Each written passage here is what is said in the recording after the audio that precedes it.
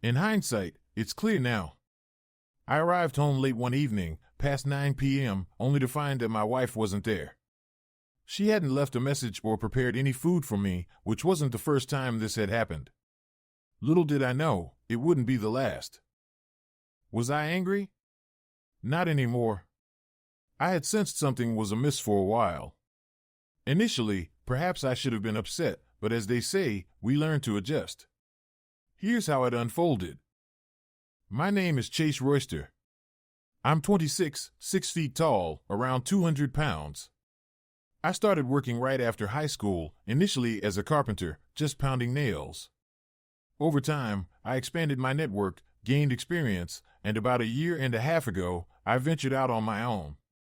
With minimal funds, I began taking on projects for property owners looking to build. I'm no architectural genius like Frank Lloyd Wright, but I can construct a split foyer, two-story, or rancher with the best of them. I'm good at what I do, and I've built a reliable team of subcontractors eager to carve their own paths. It's been working out well for me. So, that's me. Why am I consistently late these days? It's June, the weather's great, and if I don't capitalize on it now, when will I? Now, my wife, Susan, is a bubbly brunette with brown eyes and a sturdy build.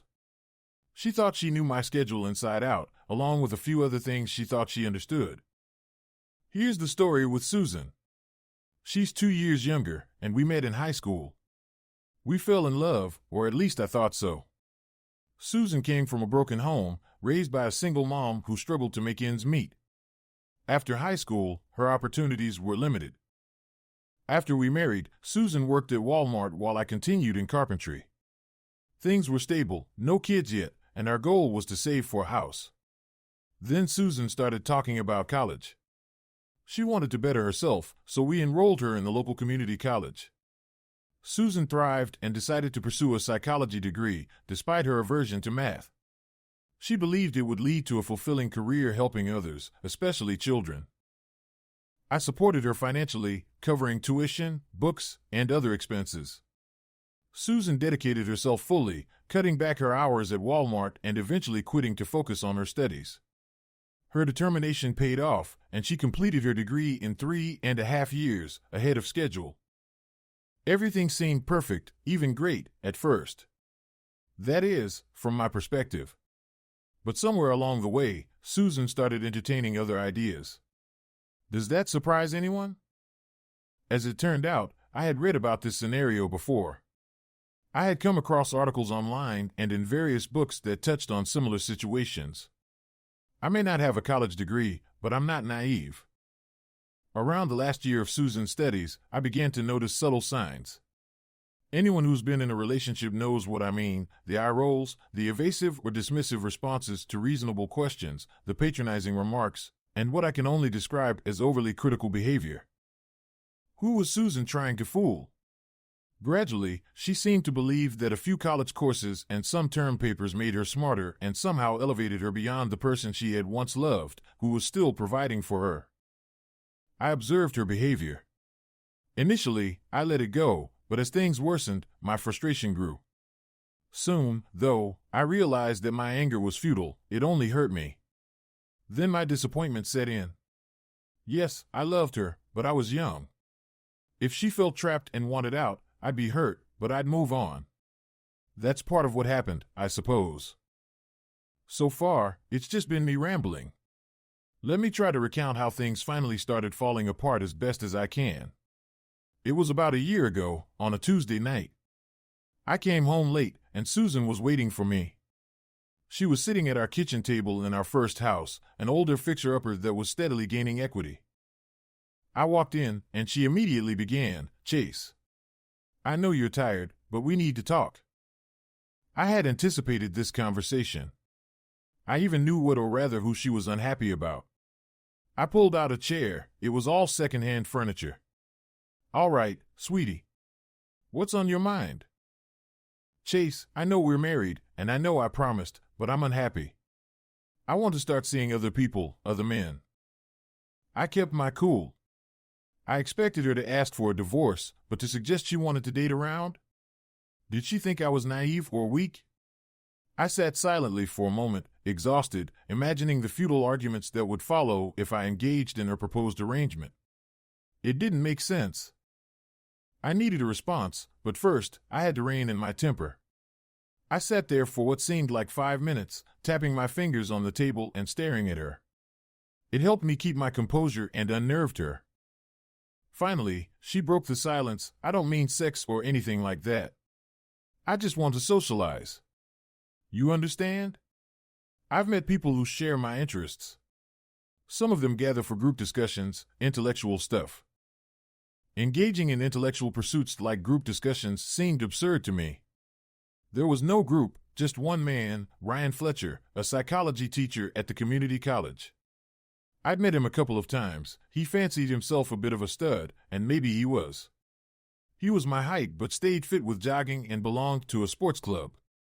He dressed sharply, drove a late-model Mustang, if you consider that a sports car, and enjoyed wine and cocktails, quite the opposite of me, who hadn't touched alcohol since high school. Look, Susan wasn't my first love. I'd been with other girls before her, one I even thought I loved deeply. But with Susan, I thought we had something special. I envisioned a future with a big house, kids resembling her, maybe a daughter and a couple of boys like me. I thought that's what everyone wanted. I thought that's what Susan wanted. Guess not. Growing impatient and somewhat suspicious, she scrutinized me closely. I don't want to leave you, Chase. I love you, I really do. I mean it. I still do. I just want to socialize more, do other things. Expand my horizons, be more cosmopolitan. I listened, thinking how cosmopolitan sounded like something Ryan Fletcher would say. I'd heard him use that term before. Finally, I responded, so you want a divorce? Is that it? There it was, laid out on the table. I figured she'd either jump at it or let it sit and fester. Instead, she opted for letting it linger. She leaned back, caught off guard. Yeah, I had her there. She paled and then blushed. No. I want to stay married, I never swore, my parents raised me right. I interrupted, you just want to sleep with Ryan Fletcher, is that it? She turned 50 shades of red this time. No. I'm faithful. I'll stay faithful. I just want to socialize more, meet new people, then hesitated. She realized I knew more than she thought. Why bring up Mr. Fletcher? In my mind, he wasn't Mr. Fletcher, it was probably just Ryan or Ryan Honey when they were alone. I yawned, stretched, and said, I'm tired. I'm going to bed. Figure out what you really want and let me know tomorrow night, then added sarcastically, maybe you should call Loverboy Ryan for advice. Oh, and no need for sex tonight. You're probably satisfied already. I headed upstairs to bed.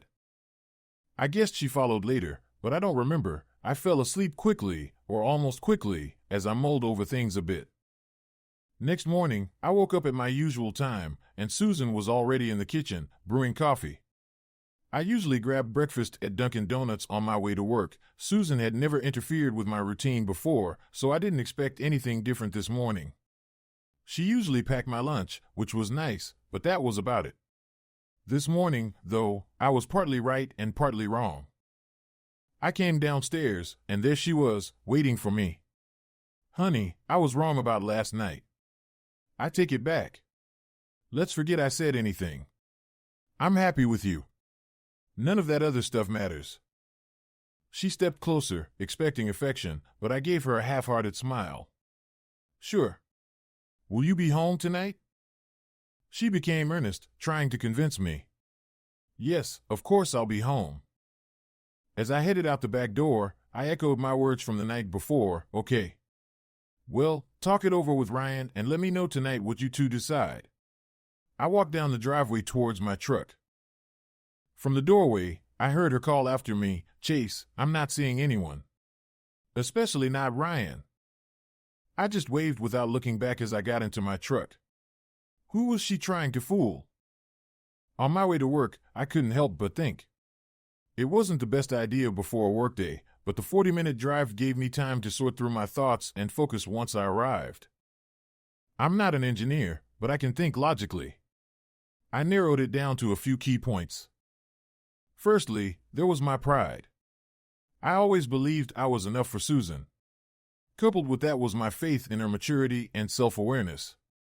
If it wasn't about physical intimacy, I'm only 26, no issues there, then what was it? Frankly, Susan could have used some help in that department herself, but that's another story. Then there was the allure of college mystique. Guys like Fletcher seemed sophisticated, whereas I was just a carpenter. It reminded me of that scene in Good Will Hunting where Matt Damon's character outsmarts the college boy in the bar. But in my case, Susan was too infatuated to see through Fletcher's facade and recognize the substance in me. It angered me that she couldn't see it, but there was nothing I could do. What hurt more was the realization that if she didn't see it now, she might never see it. I loved Susan, but regardless of what happened now, if not with him, someday she'd find herself with someone else. That brought me to the second point. Her words and her emotional distance, perhaps already physical, made me incredibly sad. I hated admitting it, but last night lying awake and this morning felt like watching someone slowly fade away into the distance until they're out of sight. It was like a kind of death. What Susan and I had was slipping away, and it pained me deeply.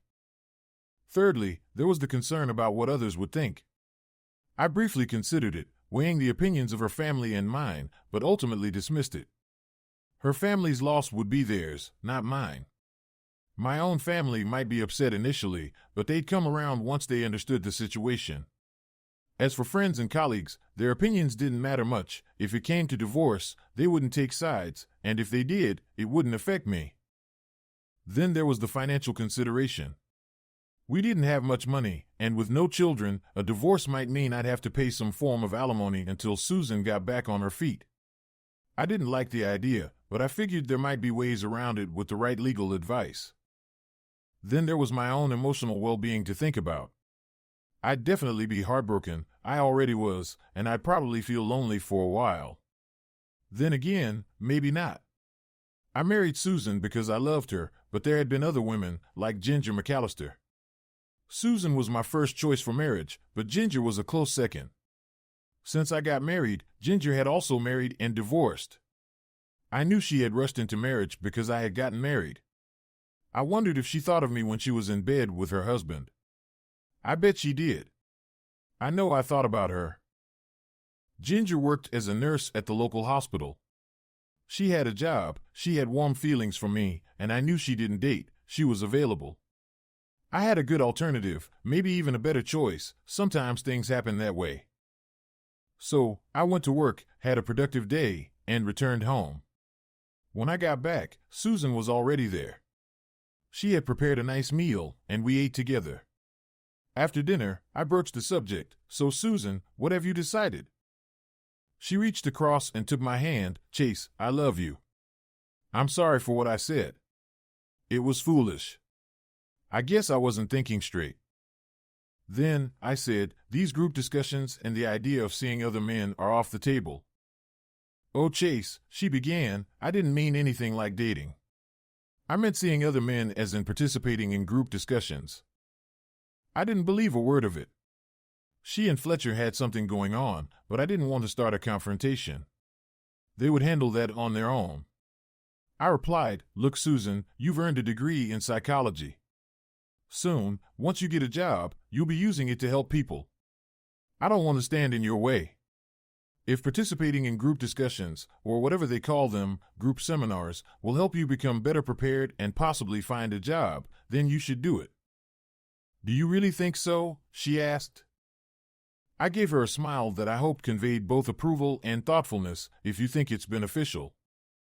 She came over and sat on my lap. I don't think I need to do anything like that, but thank you for supporting me. I love you so much, sweetheart, and with that, she gave me a warm kiss. Honestly, I felt like I had just given her free rein. Now, she could probably go out and sleep with Fletcher, as long as I didn't find out about it.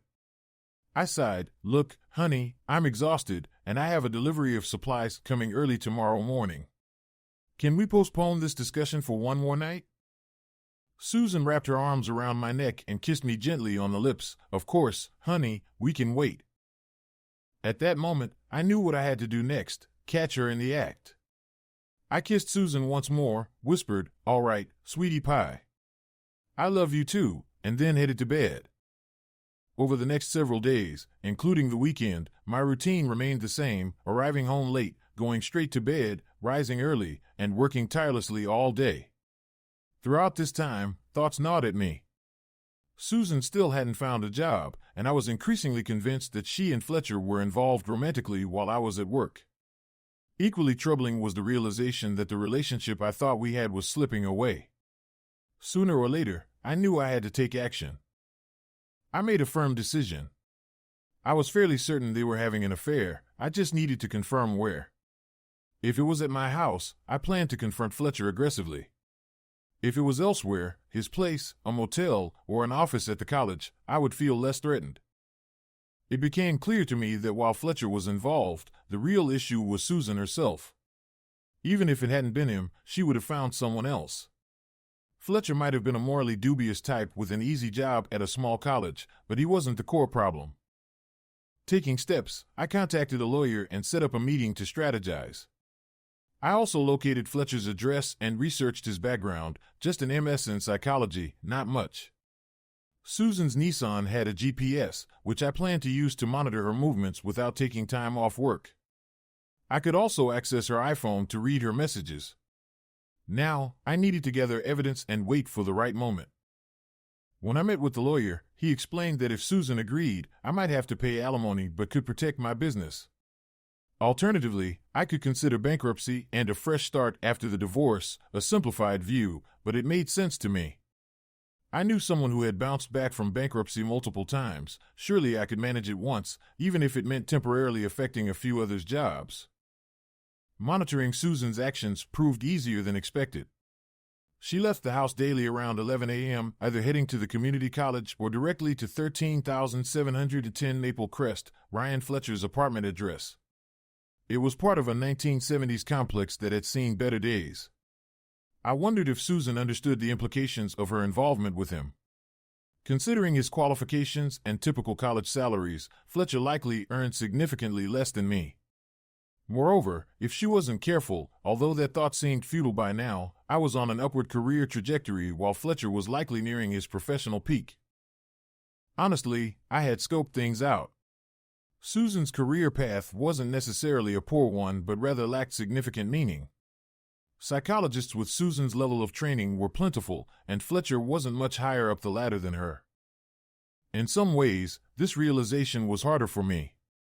Susan wasn't naive. She must have known that Fletcher's professional prospects weren't exactly stellar. Was she truly in love with him, and if so, had she fallen so deeply that she was willing to trade the comfortable life I could provide for what would likely be a modest existence? Was I that undesirable? No, I didn't believe so. It seemed Susan was infatuated with an ideal, a concept. Instead of envisioning winters in the Bahamas, perhaps an exaggeration, or enjoying trips to bustling cities for shopping, theater, and concerts, or simply having fun with the money I earned, she seemed content with cups of coffee or glasses of cheap wine, engaging in discussions about intellectual prowess. Oh well, such are the choices we make. One positive outcome of my electronic snooping was that it appeared they weren't using our house as a rendezvous point. However, there was one profoundly distressing discovery: her text messages. I'm not typically sensitive or easily hurt. Growing up with two older brothers hardened me to that, but her messages cut deeply. They hurt a lot. I'd read that the things a wayward lover says are often not entirely truthful. Whether that was true or not didn't lessen the pain. Her words to Fletcher felt like a knife twisting in my heart, draining away what little love I had left. This brings us back to the night when everything came to a head. It was time to take action. As I mentioned, I had already discussed everything with my lawyer. I wasn't out to cause harm. If Susan preferred the guy with the diploma, she could have him. I'd move on. I'd be okay. So, before turning in for the night, I left a note on the table, wanting to address things before heading to work in the morning. But it didn't go as planned. I was just about to drift off when I heard a car and spotted the headlights as Susan pulled into the driveway. Peering out the window, I confirmed it was Susan, and she wasn't alone. I hastily pulled on a pair of shorts over my boxers and trudged downstairs, catching sight of Susan and Ryan Fletcher entering through the front door. Whoa, I thought, what's going on here? Susan noticed me and flinched slightly. Fletcher squeezed her arm, a gentle admonition or a show of support, I guessed. Looking up at me from the bottom of the stairs, Susan said, "Chase, I'm glad you're still awake."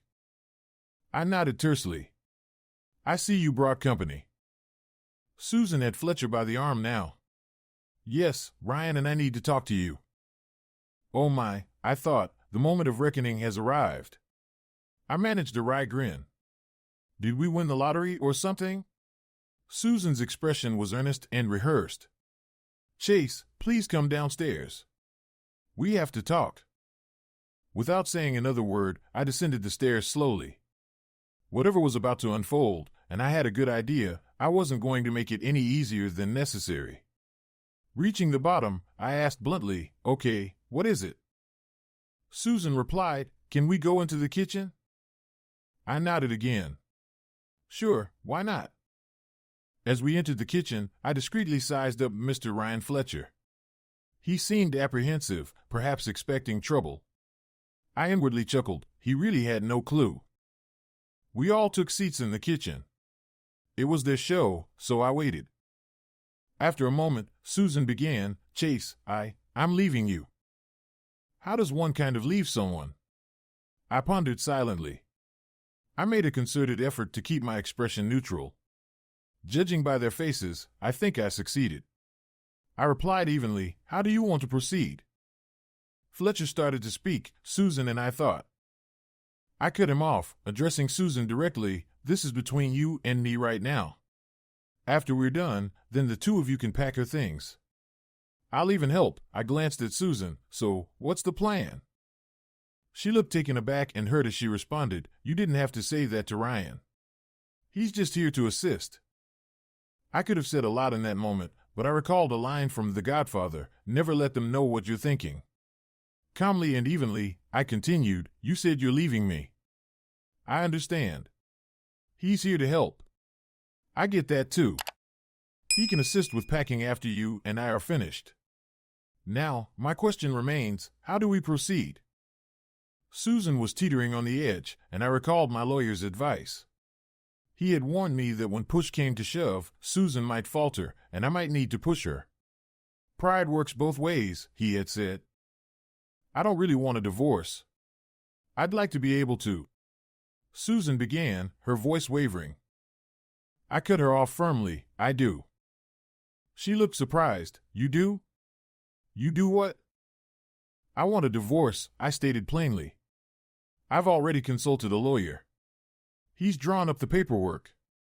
We'll sell the house. We don't have equity, so we'll likely lose money. I'm prepared to cover any losses. As for our belongings, most of it is used or old. We each have a few things we can keep. The rest we can sell or donate to Goodwill. Regarding money, if you agree to let me go peacefully, I'll split our savings 60-40, with you getting the larger share." Susan was dumbfounded, utterly speechless. Fletcher chimed in, "Susan loves you. She doesn't want a divorce. She just wants the freedom to see me and maybe travel together." Ignoring him, I responded directly to Susan's sentiments, "I've made my decision. I want a divorce." Then I fabricated, "I've met someone else. I'm ready to move on." She looked devastated, completely shaken. "You found someone else?" Sticking to my story, I asserted, "When I learned about the two of you, I knew it was over between us. So, I moved forward. Susan, will you please let me go?" "Is it Ginger McAllister?" Susan shot back. I had her. As the saying goes, pride comes before a fall. Susan was visibly upset. I had thrown her off balance. My response? I prefer not to say. With the intensity of a snake, Susan hissed, "Fine, Chase. You've made your point. Have your lawyer send his papers over, and I'll sign them. I'll set you free." Standing up, I declared, "I'll call him first thing tomorrow. You'll have the papers by tomorrow. You'll be at Ryan's place, I assume." Susan stood defiantly, shoulders squared, eyes piercing, clearly on edge as she replied, "Yes, I'll be at Ryan's." Nonchalantly, I responded, "Okay then," glancing at Fletcher. "Shall we start packing?" Fletcher looked stunned, as if struck by lightning. It dawned on me then that Susan was in a bind. He stammered, "Well, I suppose." "Good, let's get going," I instructed, turning to Susan. "Grab your toiletries. Ryan and I will handle the rest." From there, things moved swiftly. Susan collected her perfumes and cosmetics into an overnight bag while Ryan and I packed up all her clothes and carried them to her car. It was a tight fit, but we managed to load everything in less than an hour. Once her car was packed, I escorted them out. Ryan took the passenger seat, and I held the driver's side door open as Susan got in. Rolling down her window, Susan said to Ryan, "I'm sorry. You know I do love you." I kept my response simple, "I know." I watched in silence as my wife and her boyfriend drove off into the night. Returning upstairs, I checked Susan's now empty closet, surveyed the room. Everything looked the same, yet nothing felt the same. Glancing at the clock, it was 12:10. I pulled out my phone and called Jack Slattery, one of my workers. "Jack, I won't be in tomorrow. Susan and I called it quits tonight, so I need to handle things here. Can you take care of everything?" Jack expressed his sympathy and assured me he would manage everything. I trusted him to do so. Was that the end? In a way, yes and no. Here's what happened next. That first night, I spent most of it in tears. It was necessary to mourn the end of my marriage, to acknowledge the love I had for Susan and the pain of separation. Despite everything, I knew she loved me too, albeit her actions spoke otherwise. She lacked the strength to stay true. The following morning, I visited my lawyer's office, meeting with his secretary to finalize the divorce paperwork. Armed with the documents, I went to Fletcher's apartment. Susan answered the door. Ryan was still asleep, a glimpse into their new reality. It was clear Susan had been crying too. Without hesitation, she signed where the secretary had marked. 15 minutes later, I left, essentially a free man. What came next was a series of significant events. I had the house appraised, finding it was worth even less than I anticipated. Rather than listing it on the market, I sought out my parents, securing an interest-free loan from them. After gaining my brother's approval, no family disputes, I bought out Susan's share. I agreed to continue covering Susan on my insurance and pay for her phone for 6 months, unaware she hadn't read the terms. This ensured a clean break for me. Devoting myself entirely to work, I poured my energy into my career. Before long, my efforts paid off, and I thrived professionally. Then there was another matter to address, my personal life. I decided to reconnect with Ginger. Susan had been attractive, a head-turner with brown hair, big brown eyes, and a great figure, though our intimacy had waned. Ginger was an entirely different story. Physically, she had her own appeal, pretty, with short stature like Susan, red hair, freckles, and green eyes. But beyond looks, they were poles apart. Ginger was slender almost to the point of being flat, with legs like sticks. Unlike Susan, who despite her recent behavior had been relatively easygoing, Ginger was the complete opposite. I vividly recalled her fiery temper, stubborn streak, and occasional outbursts of violence. One thing was certain, Ginger wouldn't be pulling any stunts like Fletcher. Did I want to revisit that? Absolutely. I had realized early on that Susan, despite everything, was rather dull. Ginger, on the other hand, was a fiery volcano always ready to erupt, especially when it came to me. I remembered how she nearly confronted Susan once she knew I had chosen her. I decided to visit Ginger. What a fitting name for someone who looked like her. I called ahead. She wasn't exactly thrilled to see me, but eventually agreed to meet for dinner. We settled on Olive Garden. When I picked her up, I was reminded of how stunning she could look. Her hair was braided down her back, her green eyes were captivating, and she wore pale brown eyeshadow and clear nail polish. Her outfit was captivating, a lime green silky blouse that accentuated her petite figure, with just enough undone buttons to be intriguing. Her skirt was equally light, fluttering around her slim legs, clad in knee-highs and penny loafers. She had a heart-shaped face, a delicate mouth, a slightly upturned nose, and a smattering of freckles across her cheeks. Then she spoke, and I fell in love all over again. How could I have forgotten the melodic tone of her voice? It was like the sweet sound of spring morning, a songbird song, joyous and lyrical.